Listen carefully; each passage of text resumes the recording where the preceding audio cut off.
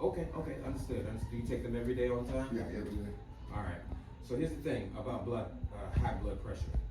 They call it, they call it the silent killer. Have you all ever heard that? Yeah. It's because a lot of times you won't even feel it coming on. Your body always acclimates. It always changes. So whenever your blood pressure goes up, your body adjusts until it adjusts to the point where you can't anymore. Then you start to experience massive headaches. So any point in time, anybody in here, as far as men are concerned, if you're experiencing a headache, the first thing you should always want to do once you're experiencing that headache is check your blood pressure. Just go ahead and check your blood pressure and see if that's the actual causality of your headache. Never just go and lay down Shalom. and have and take a nap. Okay. Greetings. All right, looks like we got a class full today. Exactly. All right. So I'll go ahead and introduce myself, and I'll let Pastor introduce himself, and I'll let Dr. Osei introduce himself as well. So, greetings, everyone. My name is Dr. Xavier Bryant. I'm a clinical pharmacist and a pharmacy owner in Atlanta. We actually own 4 pharmacies within our network. My whole objective is to make sure that our community has access to medications, access to healthcare, access to services. So the group that we're a part of is known as ACEs, A to A Community Events and Screenings. My partner is Dr. Akintobi. We do these services every single week in multiple communities where we go out and take blood pressure, blood glucose, cholesterol, the whole nine, and we're providing those services free on a consistent basis because it's all about awareness, especially in our community. We have to know what's going on in our bodies, and we have to know what's going on as men. Then I'll let Pastor introduce himself. I'm quite sure y'all know who he is. Everybody here knows my name, and you know what I'm doing. I'm Gary Teniola, and an MD by profession, internal medicine. I've been participating in this type of thing for quite some time. But it's the first time we are doing it in the church like this. And we had one educator about a month ago, and it was also a success. Absolutely. And we thank God. Any questions? Be ready. And this is my eye. I think everyone here It's knows not me. the taste of my eye. Yes. Anyway, I think everyone here knows me. My name is Dr. Fred Osai. I'm an optometrist by profession. And I am partaking in eye care services. I'm not that I have a private practice in Riverdale. And I'm always happy to be part of the community, to do things to help the community. So I'll be happy to take your questions. If you have any questions about your eyes. Absolutely. So, we're going to have, this is just going to be an open conversation, an open dialogue amongst us as practitioners, and then any type of questions that you may have. So, today isn't just about healthcare. It's more so about how we protect our lives, how we protect our families and our communities. So, I want this conversation to be practical. I want to be honest and just be free. So, my first question would be, when you look at the health of our current community and the health of our church right now, what concerns you the most and why, Dr. It is people not aware of what they should do when it comes to screening. We have to continuously say to the people, as we were taught in those good old days, prevention is always better than cure. If you can get the disease before it spreads, you'll be better for your life. Okay? And we thank God for what we are seeing here today. It's a great opportunity for us. We don't have to be put to sleep to be diagnosed. So my main problem is getting people to do the tests, getting them to understand that yes, prayer works, and I believe in the efficacy of prayers. But God has put in these things for us to help us. I listened to a podcast by a young girl. They were trying to advertise something, and the young guy said, the Leviticus we are studying, do we need to go through all those things anymore? And the young lady said so much, and I learned from that too. Okay, there are certain things there that we don't do nowadays. Do we need those things anymore? No. During those times, there were no antiseptics. Yes. These people are just released from where they were worshiping idols. These people, so the Bible taught us how to prevent those things. Yes. It taught us so that you don't make contact with somebody who has a skin disease.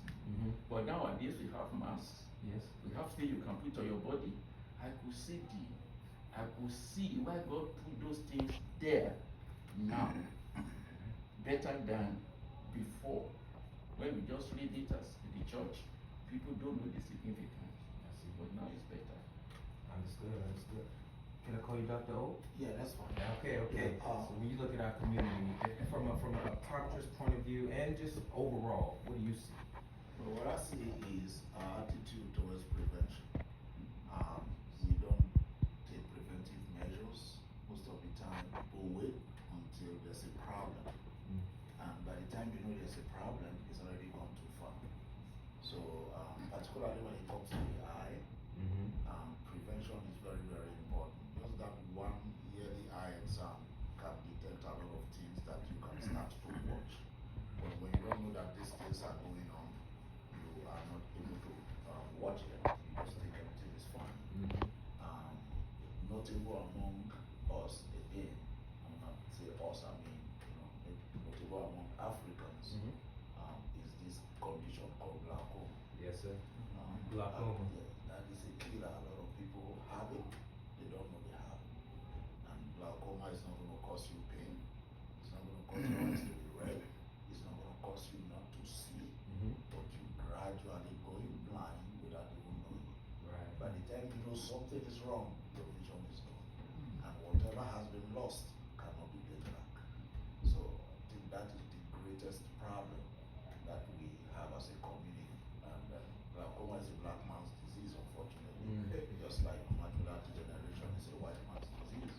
So Did I get it? you have macular hole. That's not macular. Yeah, it's also degenerated. So macular degeneration most of the time is predominantly among Caucasians. Right. But glaucoma is mostly among black people. So I think the attitude of getting screened, Yes, sir. getting your yearly routine eye exam is very, very important. All right, so the takeaway there, get your screenings done, especially when they're free. They're right here in the church. A lot of individuals have insurance, a lot of individuals don't have insurance or are underinsured or not insured at all. So whenever you have the opportunity to get screened, you should be there, and then bringing a loved one along with you. Because at the end of the day, everybody doesn't have insurance. So if you can get your blood pressure checked, your blood glucose, get your eyes examined, I mean, that costs at any other venue that you go to. So you need to take advantage of what's going on right here, right at home. So I think those are great examples. So we often hear that our Black and our African communities have higher rates of hypertension, prostate cancers, diabetes, and other chronic diseases. Doc, what is actually driving those disparities? What do you feel is driving those disparities? Awareness. Awareness. That's number one. I studied in Africa. Whatever you see here is what you see there. Absolutely. And then there are so many postulates they are put together as the reason for example, our blood pressure most likely due to water salt retention. When you retain too much of salt, your blood pressure goes up. That's right. There's a tribe, they are the Koma tribes. They are in Africa. They don't eat salt.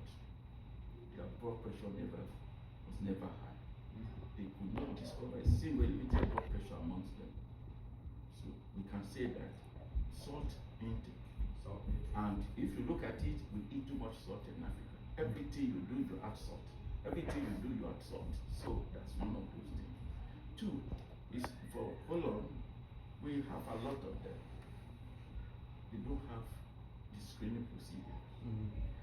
For example, I was home last week. I went to one of the best hospitals in Lagos. The whole hospital has no gastroenterologist. Right. The whole of Lagos State has only 2 hepatologists to a population of about 50 million. Who is going to screen for colon cancer? That is one of the reasons. So here is prevented. You have to go there, they will screen you. If you can't go for colonoscopy, there's something, just your sheet, put it in a small paper, send it, you get the result. Those things are not available.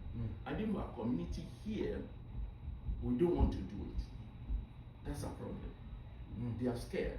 Okay, and need is education. For we are blessed. We don't have crews. We don't have the severe diseases that's so common among the Caucasians that can lead to this disease. But the ones that we have, we don't care about it. The education is very, very important. That's right. It's very prevalent, and the type of food we eat. Okay, I just came back from Africa. There is one called Indomie. What the packaging system was where the problem is. The packaging. Packaging. Those things are brought from India or China or whatever. In a world, in a cancer world of 80 people, 60% of them has leukemia that can be traced to that. Again, the food that we eat is very important. I saw so many things we brought there. It is good, but people, I took one of the one we saw, the ranch in Brother Mark. You remember the name? The one we are reading the sugar there. I mean, one slice is 290 calories, kilocalories. One slice. We are talking of obesity. Obesity is linked to hypertension. Obesity is linked to diabetes. Obesity is linked to so many diseases. Again, awareness. That's why I thank God for those who organize this. Hey, absolutely. When it comes to ACEs, ACEs mean A to A community events and screenings. That A to A means from Atlanta to Africa. Because that's what we do. We take all of our services and everything. You just said it. The same conditions we see here, we see there. There are parallels. So a lot of the work we do here, we just emulate it over there and make sure that we're spreading it around. We actually did, Dr. Akintobi was over there just last week. And I was in there back in April. So we've done about 4 mission trips over the past year where we're doing several different surgeries. We're seeing 500 to 600 individuals a day where we're doing these types of screenings. We take it over there. But if you're already here where you have access, you have to be aware and you have to take the other A, which is action. You have to take action. That's imperative. So, Dr. O, at what age do you think we should start thinking about screening as something for older people and start taking prevention seriously? Well, in terms of eye care, we start as a child, right? As an adult. If you are waiting until you're an adult before you start getting your eyes checked, you missed a lot of things already. So I think it's very important that even from childhood we start getting our eyes checked. But in terms of age, as we get older, there are also certain eye diseases that are age specific that comes with age. I talk about things like mostly cataracts, for instance. It's a function of age.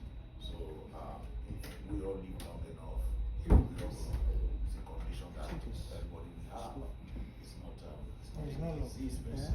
It's just a process of age.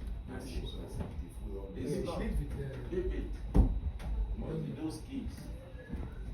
That door is hard to open. So if we all live long enough, it's something that everybody will develop at some point. Yeah. But there are certain conditions that will make it, develop much faster than that. So to answer your question, there's no specific age, but it's something that we start getting our eyes checked early enough to make sure that we are checking out those things that needs to be checked out. And just as Pastor Daniel has said, the type of food we eat, the meals we do, most of the things that affect us systemically, whatever affects the whole body, most likely also will affect the eyes. If you have diabetes, for instance, you need to get your eyes checked at least minimum once every year. At least. Because diabetes can lead to diabetic retinopathy, they can lead to other complications in the eyes. So that's something that you want to make sure you do. Once every year you get that checked. The same thing, if you have hypertension, you want to make sure you get that checked because all of those also affects the eyes as well. Absolutely, absolutely. We have to start taking prevention seriously. And I asked as far as age, so he stated when it comes to eyes, when it comes to anything, you have to start it at a young age and it happens and it progresses as you're an adult. But I think as men, we also need to be taking care of our families as well, and allowing our families to be aware of what prevention means, and taking them along to the doctor with us, because ultimately, if we're not healthy, then that can affect our families as well. So I want us to make sure that we keep that in mind. And then also just to add, since we're talking to parents, amongst us Africans, most of the time, when it comes to the children, we don't want them to go see the eye doctor because we feel like, oh, this child just want to wear glasses, oh, to do shakara, you just want something to put on, just to know. It's very, very important to have them check. But your child can be going to school, sitting in class, right now people seeing the ball. And when they tell you that they can't see the ball, they say, go and sit down, you want glasses. Because so and so one wears glasses, you also want to wear glasses. No.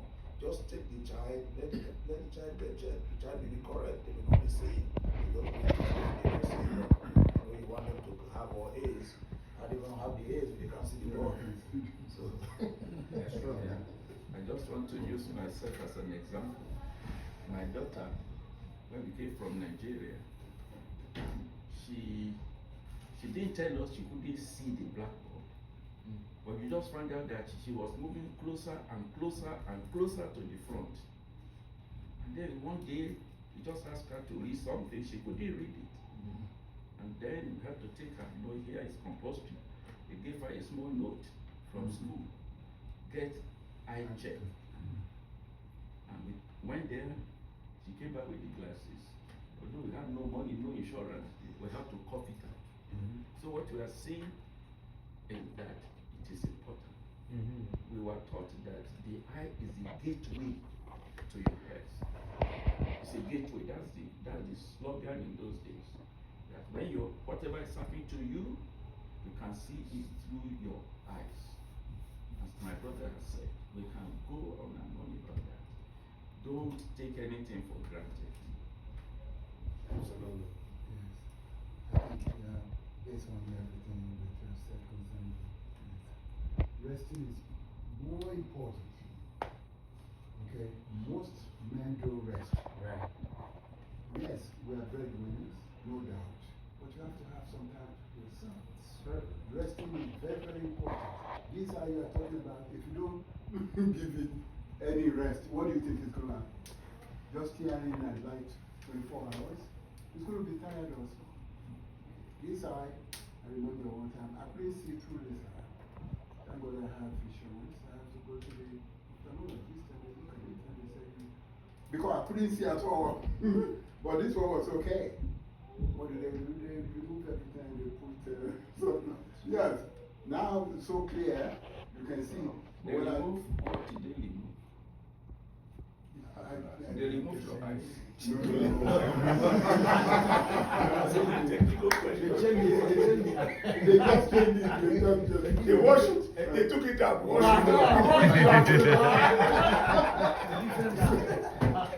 So, yeah, I don't want to be using some technology. Yes.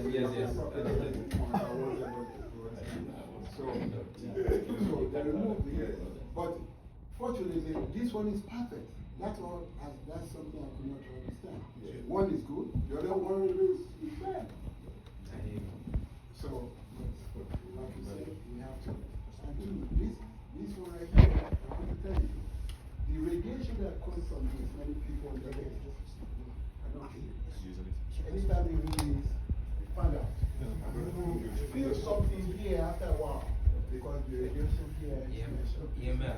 is so powerful that many people don't know. Yes. Put it on speaker. I mean, use earpiece. But to be doing all this all the time, it affects your brain. Yeah, that's true. So it's very important that we take a look at all these simple things. It's very important. Certainly, sir. I appreciate you for saying that because, again, that's about awareness as well. Yes. A lot of people don't even know that keeping your phone in your lap can affect Yes. not only your prostate, not only your testicles, not only your sperm count, like it's electromagnetic waves. Like you have to be aware of that. Even at night, I don't even sleep with my phone next to my No. head. I sleep on, I put my phone on the floor. Because they're always moving, but we have to be aware of this, and that's why we're here today, because that's about health as well. But let me ask Pastor, so if someone sitting here has not seen a healthcare provider in a year, or even several years, what are the first screenings or numbers that they should know? Depending upon the age, Okay, depending upon age. because it's very important. There's some screening that starts at age 40. Mm-hmm. There's some screening that starts at age 50. And most majority of them starts at age 50. Yes. And then again, the family history is very important. If the family, let's say, the first degree relative has colon cancer at the age of 20, which is not uncommon, you have to start screening that person at age 10. Yeah, I'll say that again.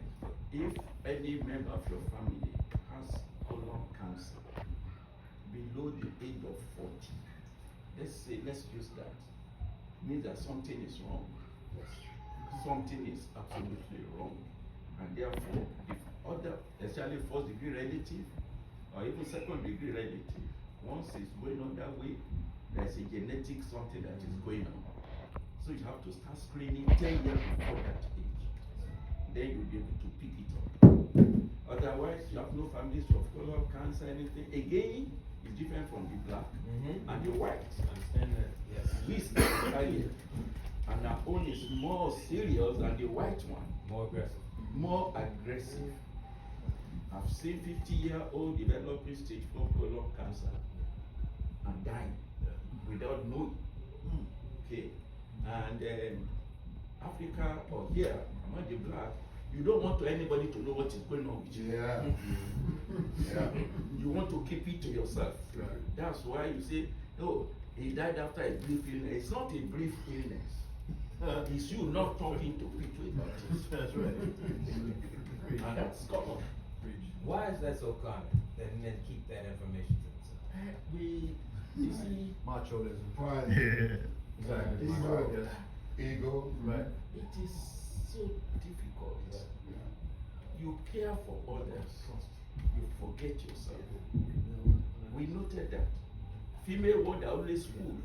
When I was still working in the hospital, female ward you see them full, but the main area very scanty. Yes. What can we do, men, to ensure that we are taking care of ourselves and we're making sure that the men around us are taking care of themselves? Education. Education? Go to a bunch of health fairs. This is like my 6th or 7th this year. Okay. I'm in the medical field, and I'm gonna go to as many as I can until the president said we stopping this. I'm gonna keep going. Indeed, indeed. So, okay. I just want to, I don't know why women have the fear of going to hospital, just because we feel fine, or we got things under control doesn't mean something is not wrong, and I use myself as I told him earlier, Dr. Osai told me years ago, go and get your cardiac done. I'm like, no, I don't need it.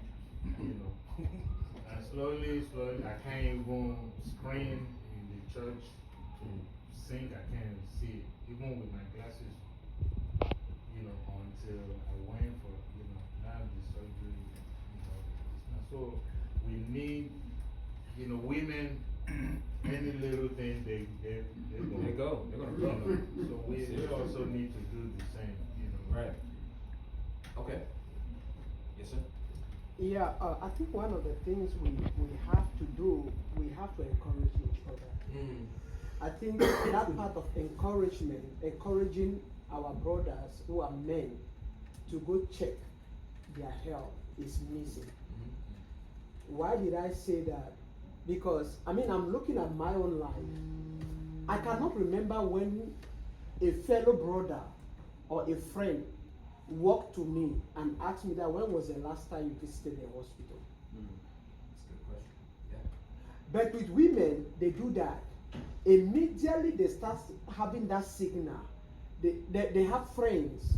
They thought that my friend, go to the hospital. My friend, go see a doctor. Before you know, your wife has gone.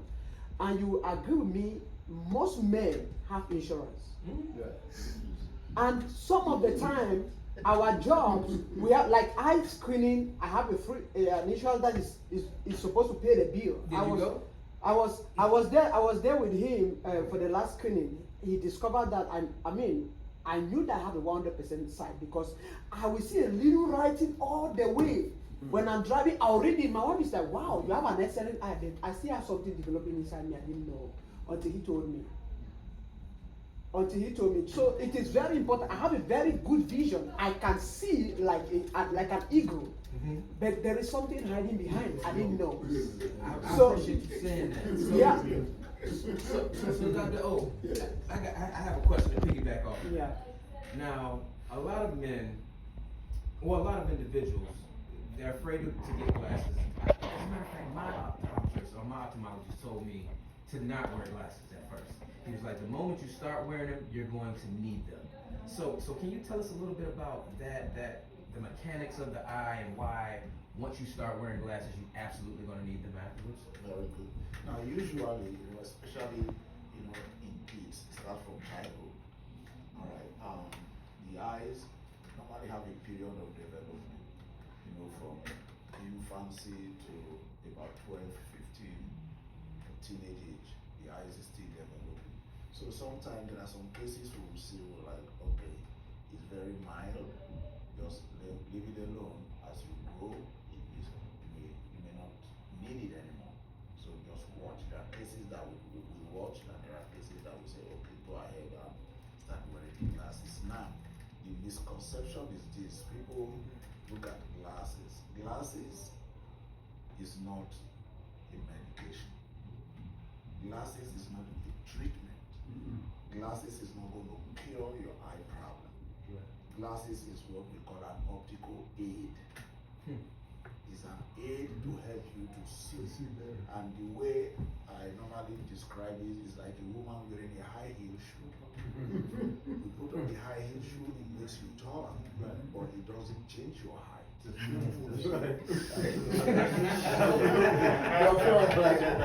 He's shaking that high temporary. The glasses doesn't do anything to treat your eye problem. It only just aid you, help you to see. So what happens is, when people start wearing glasses, okay, they put the glasses on, they can see good, they can appreciate it clearer and better. And now, and now when they take the glasses off, they don't see things as clearly as they see with the glasses. So technically their mind is telling them, oh, these glasses is making my vision worse, because I see better now with it. Then I don't see anything good. I see better with these glasses. Every time I go, the numbers change. Yes, because it's something that increases over time. So the glasses is not making the eyes worse. It's not making your vision worse. It's not treating your eyes for anything. It's just an aid to help you see better. I thank you for that. I have a question. Yes, sir. For glaucoma, is there any other remedy for glaucoma other than surgery? Because there are some, my father-in-law was so scared of, going for surgery for his glaucoma until he passed. I don't know with this modern day technology, there's any other. Yeah, for glaucoma, the treatment usually they will start with the eye drop first of all, because what's going on with glaucoma is that the pressure in the eye, not the blood pressure now, the pressure in the eye is causing damaging the optic nerve. So what we do with that is you start with drops to bring the pressure down. But the major problem with that is that, because remember, glaucoma doesn't cause pain, it doesn't cause redness, it doesn't cause itching, it doesn't cause you not to see.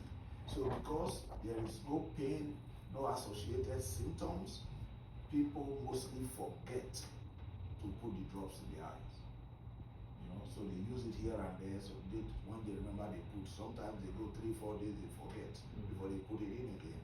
So because of that, most doctors will do surgery. And the surgical procedure is like a way of getting the pressure down, so that you don't have to be dependent on the drug. But again, where we come from, when you tell someone they will do surgery in the eye. They will say, no, I don't want to do that. Because they can't imagine you doing surgery to the eye. So people are scared. I got a question, Dr. O. Is it true that, as a pharmacist, is it true that marijuana increases intraocular pressure when it comes to glaucoma, or is that a fake? Well, it is scientifically proven that it reduces it, but it is not a standard treatment procedure for glaucoma. Certainly, glad you said that. And there's nothing that hemp cannot do. Say It that can lower again. your blood pressure. It can, no, there's so many things it can do. Oh, yeah. But at the same time, it can reduce your motivation. You stop thinking of anything. Right. You rest and see that the whole world is under control. So it, no, because it's as if nobody has collapsed around you, but you don't see it collapsing. You don't see that something is wrong with the other people minus yourself.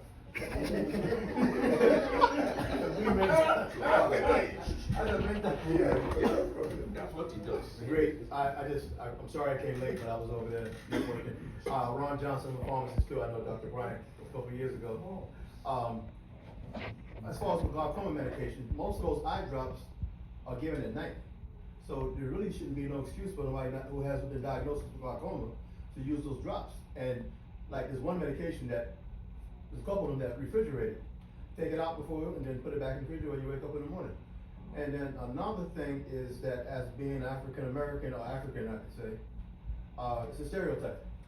When we're going to go to the doctor, medical professional, and I've been strict on my health since I'm 61. And when I hit my 50s, because family history, I lost my parents 7 months apart. From my mother died colon cancer at 50, so I'm on top of my colonoscopies every year. Thank you. And then my dad died with massive heart attack at 56. They died 7 months apart, 7 months apart. So insurance. He said, oh, I don't have insurance. There's free clinics that you can go to all over Georgia. Just go on Google free clinics. Put your zip code in, it'll pop up. I have access to. I don't want to be too long. Take anybody else's time. But one last thing, I have access to labs through Quest. You can only do twice a year. You scan a barcode and you put your information in. They'll find you a Quest lab. You get a 50, 60 panel lab result. And you get the results back in 2 or 3 days via email. And then they'll send you a book within about a week. And then it's a 2-page tear in the booklet that you can give to your doctor. My doctor, I gave it to her. My doctor was like, I need that. So if you guys need that, I have the thing. You can go out and want to keep scanning the barcode. We all need it. See, I came for a reason. I'm not the savior, but I can be the savior in a minute. So let's bubble it. And let's make that promise today to take care of our health. Because we only get one of us. That's right. You know, we're not gonna live forever. I mean, our time, we don't know. What's important is the day you was born and the day you died. But what about that dash in the middle? That determines your life. So you live it the way you want to live it. I got 24 hours in a day. We all get 24 hours in a day. So don't say I can't go to the doctor. Or excuse. I don't want to hear it. Not only that, and I appreciate you saying Thank that. you. But not only that, as men, it's very simple to check your blood pressure and your blood glucose on a day-to-day basis, right? And it's not. You don't have to be diagnosed with high blood pressure. You don't have to be diagnosed as a diabetic to take these 2 simple screenings right in your homes. It's nothing to go and get a blood pressure monitor. It's nothing to go and get a blood glucose monitor along with the test strips. Those 2 readings alone on a daily or a weekly basis will save your life because it's about awareness. It's about knowing your numbers. All right, I'll pass it. Sorry. Oh, you got a question? No, I'm not a question. Just a quick thing, please. Yes. You know, I know we talked about why is it that men don't like going to the hospital and Yes. everything. If your wife is nagging on you, excuse me, okay? Yes. Please, Bring your camera up. hear what she's saying. I have a friend, her husband is actually a surgeon, you know, and she's been like trying to get him to go do blood work, do this, do that. He wouldn't go. Yeah. He's a surgeon. He wouldn't go. And he got to a point in which he was almost causing chaos in the house. So I mean, I personally told him, okay, you gotta pipe down and just sprinkle him. So I think after she kind of calmed down, he went to the doctor, he did his blood work and everything. And fortunately, he's one of those people. And that's one other thing, please check with your insurance. Some insurance allow you to do EKG when you do your physical.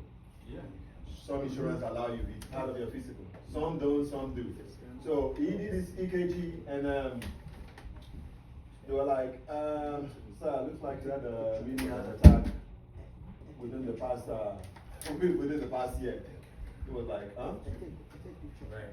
And you know, they showed him, you know, the depression and everything, and he was like, okay. When he got back home, he couldn't tell his wife. Okay. So on 2 days later, I told the wife when the wife was coming back from work, get some fish, get some fruit and everything. And then the wife was like, when did you start Eating healthy. eating fruit and everything? It took about a month later before he came clean and told the wife that, okay, he had 2 mini heart attacks within the past year. Wow. Yeah, and he's a surgeon. And he's not need to have any physical in almost 3-4 years.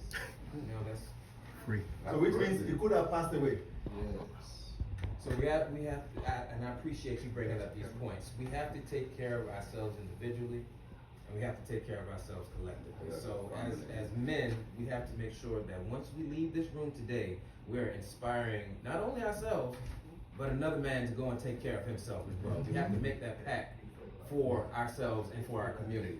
So let me ask this one of the last questions. So we already stated that so many men wait until something hurts or something is wrong before we go to the doctor.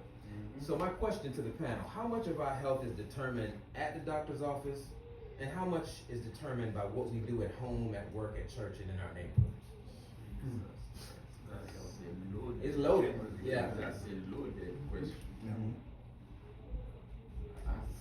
Based on my long years of experience as a practitioner, most of our problems are not in the doctor's office, but starts from home. And I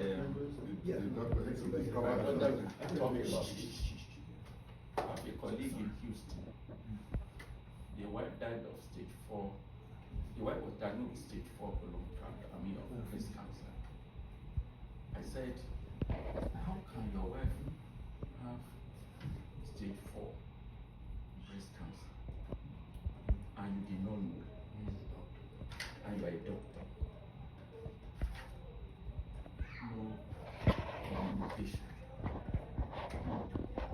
If you are communicating or she was examining the wife, they would have discovered that 5 or 10 years ago, was not touching the wife. All they do is down, not up. And that's part of it. No, that's what they do. And he regretted it. That's one. Then 2, many of us are scared of being diagnosed with a disease. That's why we don't go. Like I was talking to somebody there, I said, go and do this there. I know I don't want to know it. Wow. He said, I don't want to do what? To know it. I don't want to know whether I'm sick, I am well. When I talked to some of my brothers here, I said, go and do it, and they went. I said the same thing to someone that they refused. Again, that's another problem. Then 3, we, the professionals also, we have our own role to play. I found out in America, doctors have no relationship with their patients. They see it as a commodity. You come in, I take care of you, you go. That's not it. That is not it. And the patient, I was listening to a TV program, I said it in the church before. The first 3 statements the patient made, I know this patient has this disease. But it took them in America to make diagnosis in 5 years. And why? Because they did not listen. We don't listen. So we compounded the patient's what? Problem. We prescribed medication that patient don't need. He started on steroid, or started on different medications. Somebody is as skinny as me became as fat as somebody you can that's not in this room, a lady. So everything is compounded. Then number 3, faith. Faith at times. Oh, I can't take this message. God will heal me. God is a healer, but He brought you to this place, to this doctor for a purpose. He gave us the knowledge to make a diagnosis of the disease, and He gave us the grace to be able to treat the disease with some medication. Amen. Pray along, and you see how God will show. You know it, my pastor.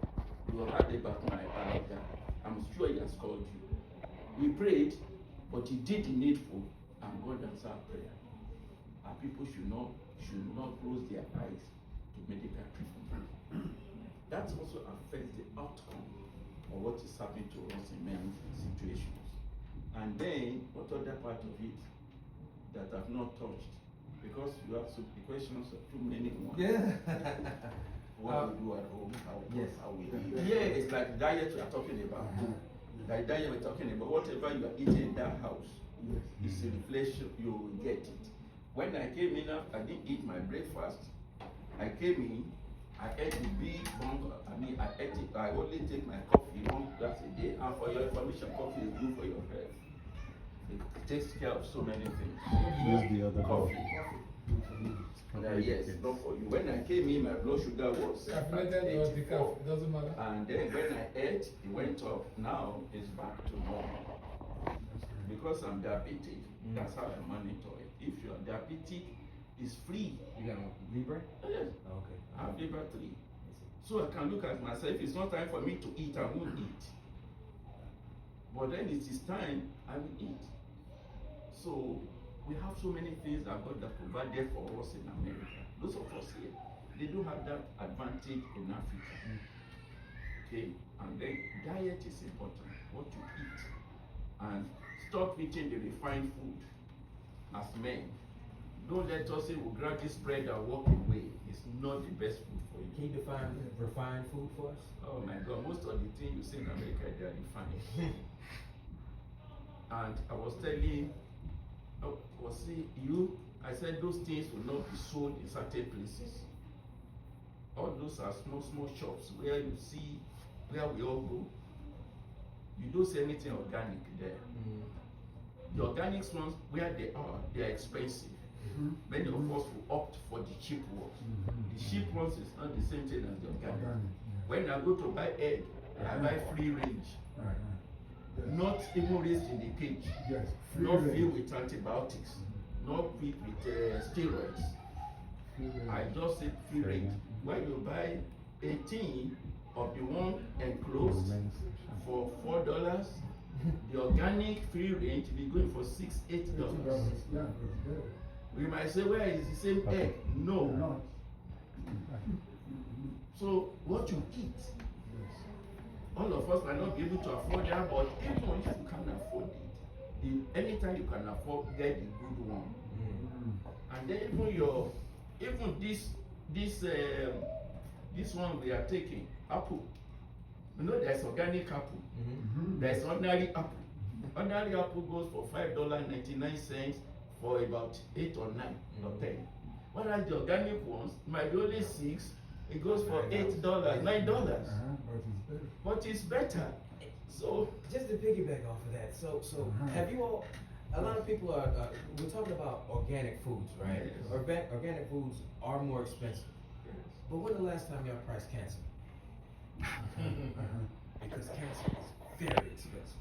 From too expensive. From the treatment perspective to any modality dealing with emotional, mental, physical, spiritual, it costs. Cancer costs. So why not just put the money in your food and live right now? So which of the coffees is good? Is it caffeinated or? No, caffeinated is good. Caffeinated is good. Okay, not drinking it too much. Maybe a cup a day. In fact, if you are diabetic and you add a little cinnamon to it, That's right. when you add a little cinnamon to it, your blood sugar will be fine. It will go up normally, it will come back. That's right. The egg we are talking about, if you take one egg in a day, just sprinkle it some water there, some black pepper, eat it, you are fine. Is it fried or boiled? No, boiled, not the fried ones. Why are you eating fried things? So is fried egg not good? It's not that.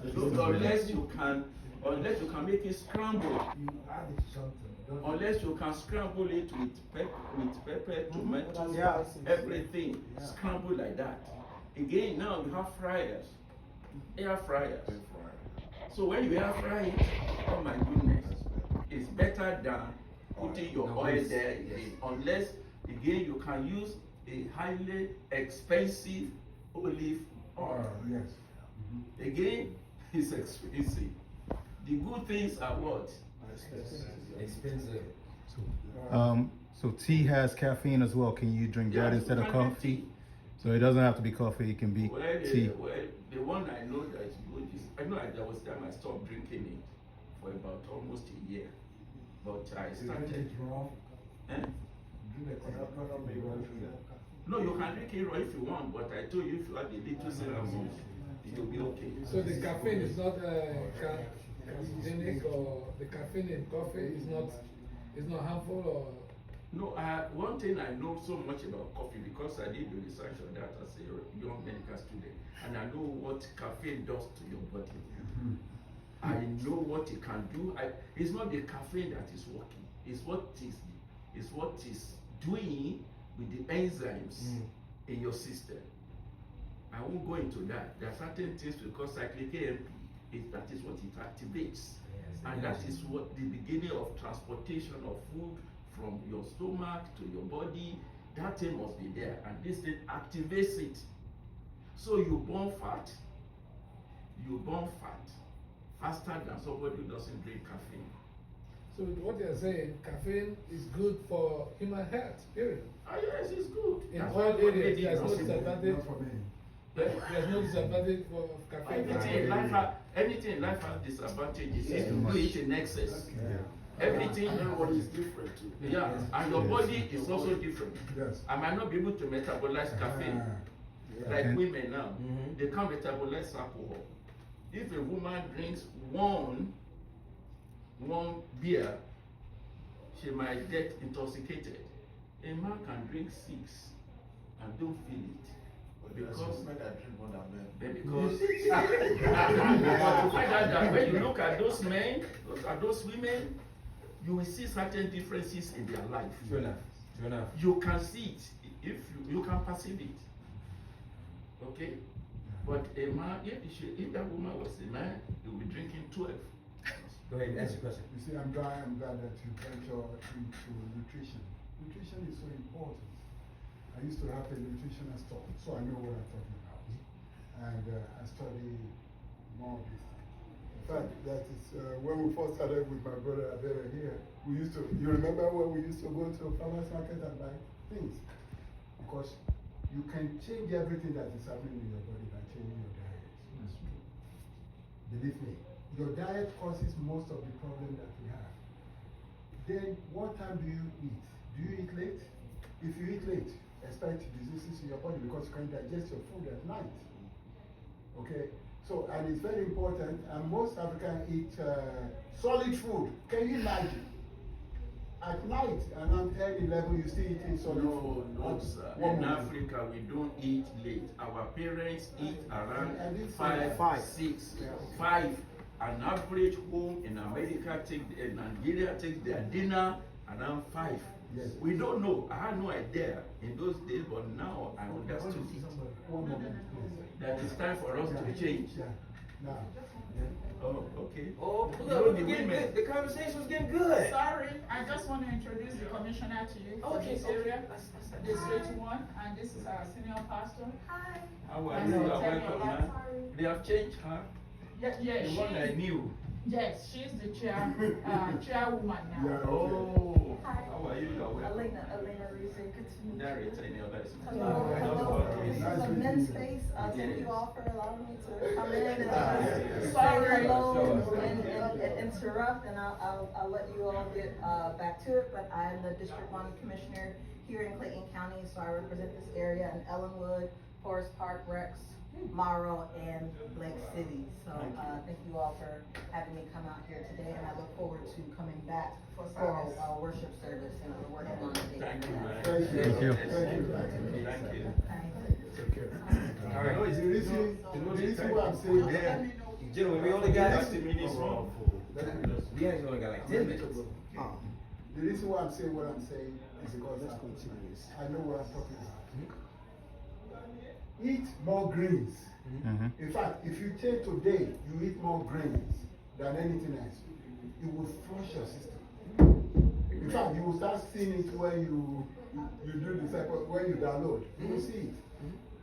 Green cures so many things because of the chlorophyll in that green.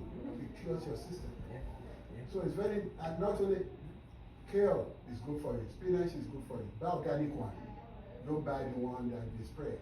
Buy the organic, it's expensive, but you rather spend the money on that. You can't talk and talk. You're listening. You see, we said it at the same time. It's Commander very and King. important. Sit down. We have to get When we have Africa now. One month. So listen, I'm gonna ask this last question to Dr. O. Everybody pay attention. We're gonna ask the last question because we're coming up on the last 10 minutes. So family history is important. You stated this earlier, Pastor. But is family history destiny? What can someone do differently if diabetes or any type of eye disease, heart disease runs in their family currently? What can you do when you know that you already have a family history? So family history is not destiny. Destiny is in your hand. So you take your life and you live it the way you want to live it. The fact that your dad went blind from glaucoma or from diabetic retinopathy doesn't mean that you're going to go blind from it. But if you take the necessary actions, you take the necessary steps, and you do the needful, most likely you live your full life even without those conditions. So again, most of those things, they come from like what we've said all along, they come from what you eat and how you eat. And then if diabetes run in your family, you gotta be careful, you gotta watch yourself, you watch what you eat. If you don't have diabetes, you're not gonna have diabetic retinopathy. And even if you have diabetic retinopathy, because you have diabetes, you can still treat it and you can still monitor it and you can still live your life normal without any problem. But the thing is, when people don't check, when you don't get examined, and then these things are going on, and you are waiting until you are seeing this red tea floating. Somebody calls it. And then you now come in and say, I'm seeing this red tea going up and down. It's already late. The witch in my family is the We see that, especially with glaucoma. They won't check, they won't do anything, and then when they come, they say, the day I went to the village, and I argued on a plot of land. And then went blind. The moment I entered that land, I couldn't see anybody. It's nobody that do anything. Just that you didn't check Somebody thought it was cover malaria. They did an attachment to Right. So it's very important that we pay very close attention when we notice things. Get checked immediately. You see flashes of light that will not go away. Go and get checked. You see that thing going up and down. You think it's a fly. You do like this. You're trying to catch it. Go and check. It may just be something not to worry about, but that check that will cost you maybe $10, $15 with your insurance, it may end up saving you a lot of problems. So again, back to where we started from, prevention is always better. So get screened, get checked. Certainly. I'll let you have the last one. Well, I thank God for this meeting. Okay. So, my question is about the phone. So, where is the best place to put it? Is it at the back of the pocket or the front? Or we don't have to? Well, let me tell you one thing. There's a petit prof left. I observe that when I sleep in my bed, I developed headache. My bedside locker is here. My phone is plugged. It's not on my chest, it's not anywhere. And I was getting worried. My blood pressure is okay, everything is fine, I'm not sick. Why am I having a headache? Only when I sleep. Yeah. So I was just talking randomly like this. And Prof was just talking about this phone, the way he said it. I know what I did? I moved my phone from the left side and I put it away from me. The headache has disappeared. And I came back the following Sunday, I told him, although you didn't know what was happening, but this was what I did based on the way we were discussing. I moved it away, the headache. It's now so far from me. It's so far. So, don't let it be with you all the time. God has given us something. I have something here that you can put in your ears. That's right. You leave your phone in your office. Now I leave my phone on the table, and this one is always there. This one will go for at least some distance. If your phone is here, you are there. Right. This thing will still pick it up, and your phone will say, "What? You have a call coming. Take it." Again, here in your hand is not the best, but wherever you are, you can still pick what? You can pick your phone. Again, this is farther away from your head than your phone here. So there are other ways you can do it. Electromagnetic waves could be dangerous. And then one thing I want to say before I thank all of you, the environment you buy your house in America is very important. There are some areas in America where chemicals were buried, and you are not going to know. I worked in the system when I first came to America. I was a coder before I finished my exams. It was then I knew that majority of places in America they have chemicals. I mean chemicals buried. And if you buy houses in those areas, those chemicals, they have a extended life, they have a half-life. And where do think most of our people do buy the land? And who are the people who bury those chemicals? So when you say it's common among the people here, I know based on the privileged information I have. So look for the area you're going to buy a house. You know, places in New York, Daddy and New Jersey. Go to not Rhode Island, this big place in New York. When you get out of Manhattan, you are going inside the bush somewhere there. And the houses there are expensive, but they are on chemicals. No, not New Jersey, New York. Oh, New York. And so, where environment is important. Okay, and God will help us. So I thank you for coming, sir. Absolutely. Say hi to Dr. Akintobi. And I appreciate all of Amen. I have been educated. I have gained a lot. And insurance is not the issue. There are people who are spending their time doing what we are doing. And I want to be a part of your team. Absolutely. If I'm needed, anytime. That's the way to help others too. I go to my village to do it, we pay for it. But this is beautiful. Maybe we can go to your village next time. I will appreciate that. Collectively, I will appreciate that. Yes. So we need that. All right. Thank you so much. Thank you all. Thank you Oh, all. they said, where can we follow up this? Okay. We will. The organizers are not here, but they have given us a new name. Dr. Akintobi, that this should be called a name, and I will mention the name of the church tomorrow. That's going to be something that will be continuing. I'm going to do it, and we're going to involve the two churches. It's not going to be one alone. And then you see how many people will come. God will help us in Jesus' name. Amen. My pastor said the grace for